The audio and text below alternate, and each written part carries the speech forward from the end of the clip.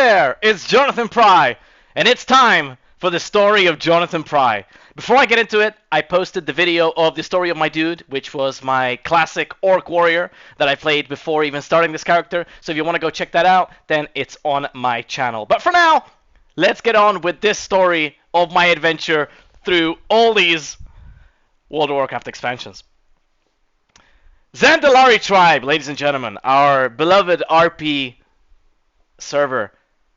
As everyone who hits level 10 will know, as soon as you hit level 10, you were whispered by Moradin and you were recruited into Stormlords. As was the case with me.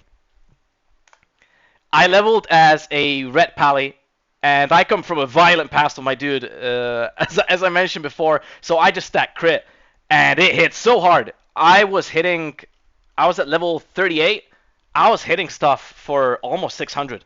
It was crazy. At around level 45, I started tanking and AoE leveling, so that was fun. I remember this, I tanked in Sunken Temple, and this was so sad. Dragon's Call dropped, and I lost it to a Fury Warrior. That did not feel good. But the sun does not shine on the same dog twice. So my next dungeon run in ZF, I got half of Soul Thrace, which you best believe I was destined to get the other half of, so I can combine it and make Soul Thrace and RP with that. As a level 50 tank, I was able to make it all the way to Emperor. We weren't able to do it because all of us were around 50. We were too low. But I was still impressed with my performance to make it all the way there. And as I mentioned before, there you have it, ladies and gentlemen, boys and girls. No more or no better fitting place after getting the second sword to craft Soul Thrace above the altar in ZF. And there you had it. I was so happy with this two-hander. I RP with it all the time. You'll see it down the line. At around level 55, I discovered the light, and I became a healer. And I started clearing all the raids as a holy paladin, and I loved it. It was much more peaceful than my violent past before. So level 56, I obtained my Heart of Hakar. Now, this soul-bound Blackwing Lair pug. I didn't know it then, but I was destined to raid with a lot of these people from this raid. I'll just zoom in so you can see a lot of the names for any tryharders out there watching this. I just needed to get to level 60. So off I went to level up. I completed the Tyrion Fortune quest line, which is amazing. And I hit level 60. And I started farming arcane crystals, which I had a lot of experience with my dude, for all of the gear, all of the tier 3 gear that I will need in Naxxramas. And you will have noticed I officially started my tryhard journey. Tryhard helped me out with my Epic Mount questline, which was awesome, and I was able to go fast. Our GM Zoria got his Thunder Fury, and I hooked him up with a fish to hold in his offhand. Shout out Zori, man. So much time, effort, and love put into this guild. So much sacrifice for everything to just go forward and be successful. Massive shout out, man. Here we are raiding in Naxxramas, and I'm drinking Sundarian's Nightfin soup. And slowly but surely, through blood, sweat, and tears, I was starting to gather my tier 3 pieces with my also gathered arcane crystals. Zandalar tribe, as I said before, is an amazing server, and it had a lot of very funny characters, of which one of my favorites was Slippy Joe. Me and Slippy Joe used to death roll all the time, and you'll see I interact with him a bunch of times through this video. I just love the guy. It was very cool. Another one of these funny and legendary characters was Paiute. Now, Paiute was a troll rogue who used to camp lobbies and basically murder you and spawn camp you if you didn't interact with him correctly. I had Hermes, so I was able to speak to the Horde. I remember this screenshot particularly, it was a DMF. So I just wrote to him, he's like, mind if I take the buff real quick? He told me, no stress. And a lick and a nod later, there was my DMF buff. So I just thanked him. You're very kind. Patted me and off we went, and we continued. Here we had a coalition with Praxis to take down the world bosses in Classic, which is an amazing experience. It's something I never did before. And we ended up continuing this coalition with them for a very long time, which was awesome to be a part of. Look at that, we had Kazakh over there. I acquired my red Karaji battle tank with no less than a 100 roll. And I was happy, and I was fast. And I was gathering more and more of that beautiful tier 3 armor. And I think this is the first screenshot of the fully completed tier 3 armor. Man, as I said before, blood, sweat, and tears went into gathering all of this, but it was worth all the time invested. We were having a great time too, but this just felt good to log on. Now, ladies and gentlemen, Zilla. Zilla is and was a try-hard legend. He was the guild banker, and he played the auction house, but in my mind, he was the auction house. He got the most deserved Atiesh. So well deserved, probably the most deserved you can get. And now I'm not exaggerating when I'm telling you he was the auction house. At one point he shared his screen while AFKing in Stormwind, flexing his Atiesh. Now look at this. Who has this? Who has this amount of gold? And also this is just on this character. What's in his mail? What's on his other characters? Who knows? But yeah, Zilla is a tryhard legend. The second Atiesh went to Equinox, and we went to celebrate. We went to Silver Moon City for some RP, and we even got to hang out with the friendly rank 14 players the Horde had over in Zandalar tribe. I even got to hang out with Muru before wants to kill you in TBC. Speaking of TBC, it was TBC pre-patch time, and a lot of people were getting mad at the mounts that you could get.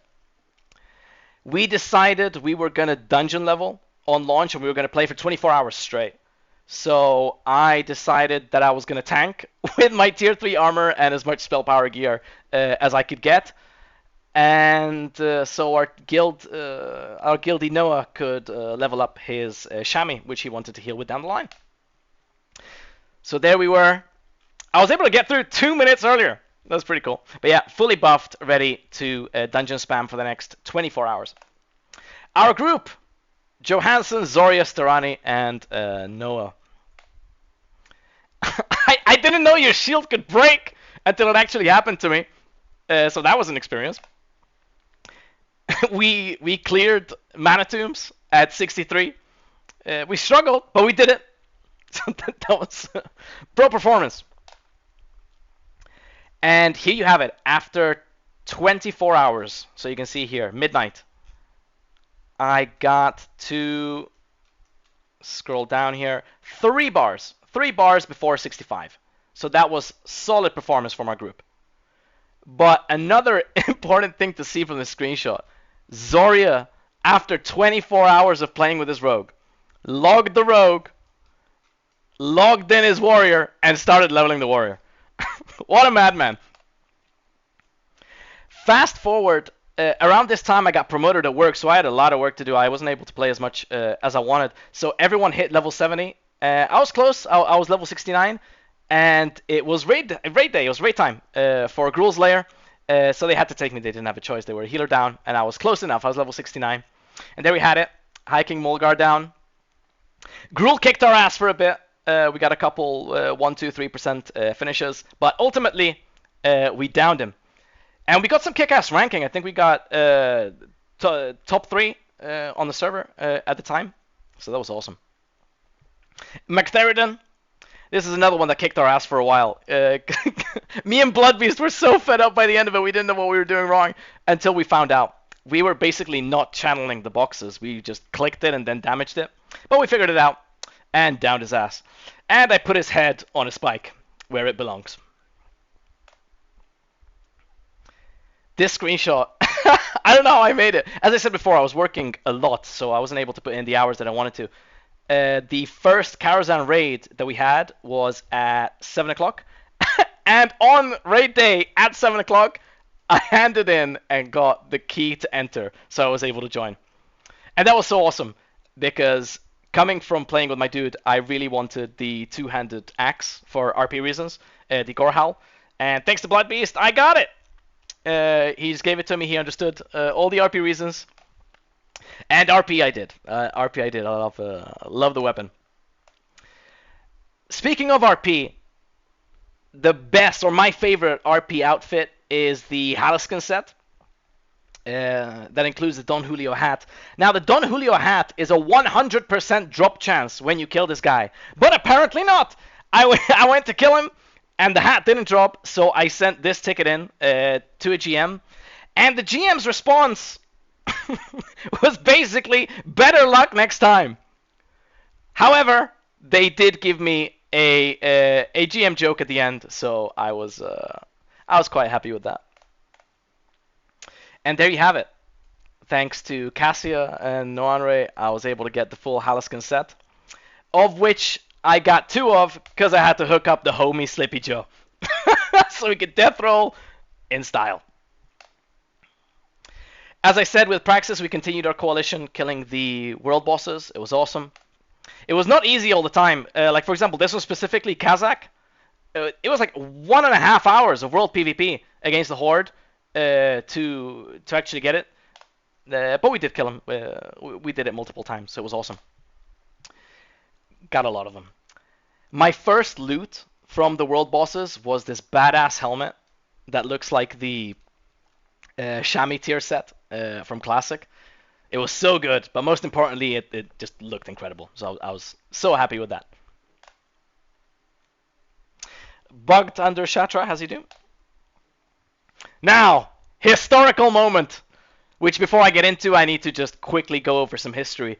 Before Classic came out, I played retail WoW for about 16 years, I want to say, on a Horde Blood Elf Hunter.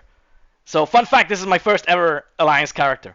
But anyway, in the 16 years, I got all of the mounts that I ever cared about. I got, we're talking Ashes of Valar, Head of Mimiron, Invincible, the Emerald Drake that requires you to get all the Drakes, like everything. I got everything. However, every single Halloween, every year, multiple characters logged in trying to get the headless horseman. And I never even seen it drop, let alone roll for it and win it. So when I seen this on my screen, I remember I screamed, I got my girlfriend, I was like, get in here! I was about to press this button, and there was no doubt about it. History was about to be made. And there you had it. And since this moment, it's the only mount I use. It's the only one I care about. It's the one that truly matters. Around this time, I wanted to see where my ranking and performance was at compared to all the other healers on the server. So I ventured my way onto Warcraft logs to see what was up. And to my surprise, ladies and gentlemen, boys and girls, second best Holy Paladin on ZT, and 15th overall healer on ZT. And here are the legendary parses everybody cares about. But it was awesome. It was awesome to see. Hard work pays off, right? This is a very sad screenshot because we were informed that our beloved Zandalar tribe server was shutting down. So we needed to pack up and leave. So the choice was made to move to Earthshaker. So after I seen my stellar performance, I wanted to see after 1 week where that places me on Earthshaker. So let's take a look. I was ranked 10th Holy Paladin on Earthshaker. So I'll take that. Top 10? I'll take that. Now this was, I think, the one thing I was most excited about changing server. I was never able to win the fishing tournament on STV because on Zandalar tribe there was a fishing tournament mafia. You had to join the list, and you had to help all the people on the list win the event. If not, you were just not winning it. So when we moved, you best believe, I became a master angler. And I got what I believe is the best trinket in the game. You get to be a piranha. And with this piranha suit, I went to take Slippy's money in Stormwind by death rolling. After Kil'jaeden? No. Kel'Thuzad? No. Yes, Kel'Thuz. After Kel'Thuz kicked our ass for multiple hours, we finally kicked his. Same goes for Kil'jaeden. Finally downed him. It was good times. Good times. Dude, being full bis so many times in so many expansions. As I said before, blood, sweat, and tears goes into this, but it's worth all the effort, time, and money that you put into it. It just felt awesome, especially with the cool ass guild that I had with Tryhard. I was even invited to raid with Avatar, who was one of, if not the top guild in Europe, so that was cool. Man, Isle of Quel'Danas dailies with a full quest log. I do miss this time. I wouldn't mind logging back into this for a day or two just to do this. It was super satisfying. Missed that time. And here we go. Wrath of the Lich King. Wrath of the Lich King launch, as you can see, midnight. Once again, we got a group of 5 together, and we were going to dungeon level. So after being stuck on this boat for 6 minutes, we were finally delivered to Valiant's Keep 7 minutes in. And we had, again, we had Zoriahofer packs on this one. And after 12 hours, not 12, sorry, after 24 hours of gaming, this time we made it to level 76. Fast forward, ding, to level 80.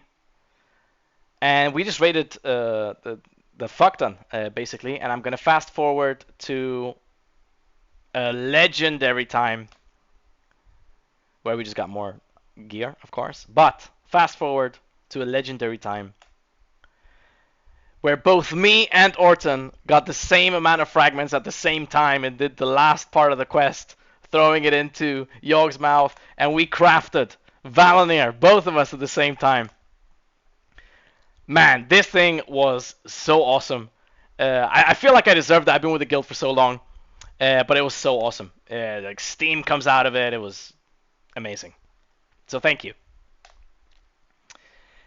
We got these hard mode, heroics modes. We downed all of that. Got the gear to go with it, and then with that hard mode heroic gear, we finished. We downed the Lich King on heroic, and then the last thing I remember or have a screenshot of is this speed run that we did, and we downed it just under 1 hour and 10 minutes.